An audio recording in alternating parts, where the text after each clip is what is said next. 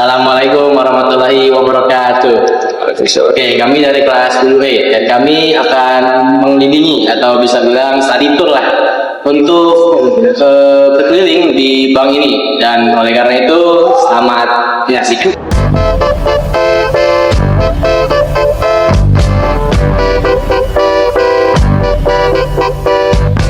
Kita masuk ke periode pertama, yaitu menuju negara modern. Pada saat itu, Republik Indonesia yang masih muda langsung dihadapkan pada berbagai persoalan besar. Pemberontakan meletus di berbagai wilayah, politik bergejolak tanpa henti, dan perekonomian berjalan di tempat. Ekspor masih bergantung pada produk primer seperti karet dan minyak bumi. Keuangan pemerintah pun defisit besar. Di tengah suasana seperti ini, Bank Indonesia dibentuk dan langsung mengemban amanat penting. Di sini ada clearing. Clearing itu adalah penyelesaian utang. Nah, ini ada revolusinya dari 1953, itu awal mula mengeluarkan uang kertas. Terus di 1955 itu ada konferensi, jadi kayak diskusi gitu ya. Terus ada 1956 itu pembatalan perjanjian KMB. Lalu pas saat 1958 baru ada pengeluaran uang. 1960-1965 merupakan suatu periode di mana masa pemerintahan negara dilandaskan pada motivasi politik.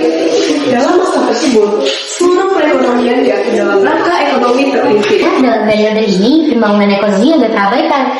Indonesia juga menjalankan politik konfrontasi. Akibatnya, perekonomian bolak-balik dan terjadi hiperinflasi. Di 1559 terjadi adanya dekret presiden untuk pembubaran Dewan Konstitusional dan pemberlakuan kembali Undang-Undang Dasar 1945. Dan kemudian 1960 terjadi adalah berakhirnya pemberontakan Permesta PRRI. Kemudian di 1993 ada pengumuman konfederasi terhadap Malaysia.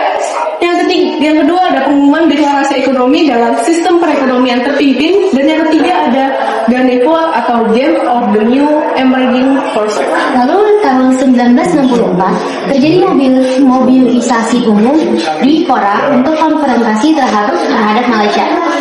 Lalu tahun 1965 ada Indonesia memutuskan hubungan dari PBB, IMF, Bank Dunia, dan Interpol. Lalu yang kedua ada pemberlakuan uang rupiah baru.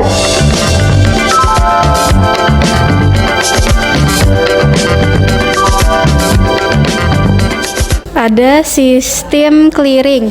Pengembangan lalu lintas giro dilakukan antara lain dengan mewajibkan bank-bank mengeluarkan giro biliet dan lebih seksama memeriksa calon nasabahnya. Pada 1969, BI mewajibkan bank-bank turut serta dalam clearing setelah memenuhi persyaratan. Namun pada Desember 1971, bank yang mengalami kesulitan likuiditas ataupun kesulitan lainnya diberikan kesempatan mengundurkan diri.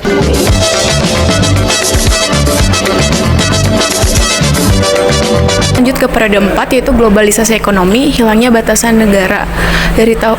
Ini dimulai dari tahun 1983 sampai 1997. Kondisi ini tak disertai kehati-hatian yang semestinya.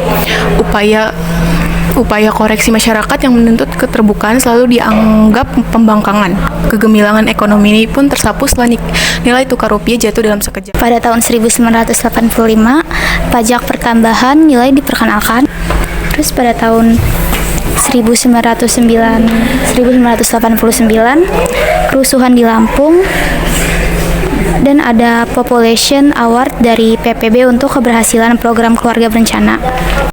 Selanjutnya di tahun 1992, IGI dibubarkan dan pendiri CGI serta pendidikan Bank Syariah pertama. Selanjutnya di tahun 1994, kisah peso Meksiko yang mengawali krisis nilai tukar mata uang di negara-negara lainnya. Oke, di sini kita ada kalau itu uang Republik Indonesia. Kalau uang Indonesia ada apa? Jadi perdagangan itu dari Aceh, ini nantinya itu nih untuk daerah dan ini untuk Republik Indonesia-nya.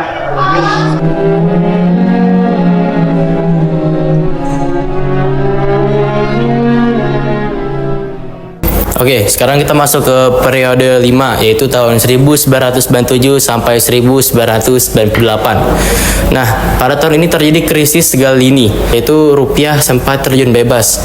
Nah, rupiah terhantam menyusul krisis nilai tukar Baht Thailand. Upaya intervensi gabungan BI bersama otoritas moneter Singapura dan Jepang tak terlalu banyak mendorong kestabilan nilai rupiah. Rupiah makin terpuruk setelah kerusuhan Mei 1998. Pada akhir 1998, nilai rupiah mulai bergerak stabil pada kisaran 7.500 sampai 8.000 rupiah. Oke, dari periode 6 berbenah pasca krisis post krisis reform. Nah, kedudukan tugas Bank Indonesia berdasarkan UU nomor 23 tahun 1999 dan terus perang Indonesia berdasarkan UU nomor 24 tahun 1999 tentang lalu lintas devisa dan sistem nilai tukar. Terus yang ketiga berbenah dengan arsitektur perbankan Indonesia, terus sistem clearing, perang Bank Indonesia berdasarkan UU nomor 24 tahun 2002 tentang surat utang negara. Krisis berbuah manis. Pada periode ini, nomor 23 tahun 1999 tentang Bank Indonesia disahkan berdasarkan UU ini BI menjadi lembaga negara yang independen dan berada di luar pemerintah. Selanjutnya itu peran Bank Indonesia berdasarkan UU nomor 24 tahun 1999 tentang lalu lintas dan sistem nilai tukar, bahwa Indonesia menganut sistem devisa bebas yang memungkinkan setiap penduduk dan agar tak salah takar saat menukar sistem nilai uang. Terus di sini selanjutnya ada periode 7, fokus uang, peran BI, peran Bank Indonesia. Yang pertama ada amandemen Undang-Undang Bank Indonesia, yang kedua ada penyelenggaraan sistem pembayaran, yang ketiga ada pengendalian moneter dalam hubungan antara Bank Indonesia dan pemerintah, dan yang terakhir inflation targeting framework. Selanjutnya ada ke-5, penyempurnaan fungsi. Yang ke-6, mata uang. Yang ke-7, beralihnya tugas pengawasan bank.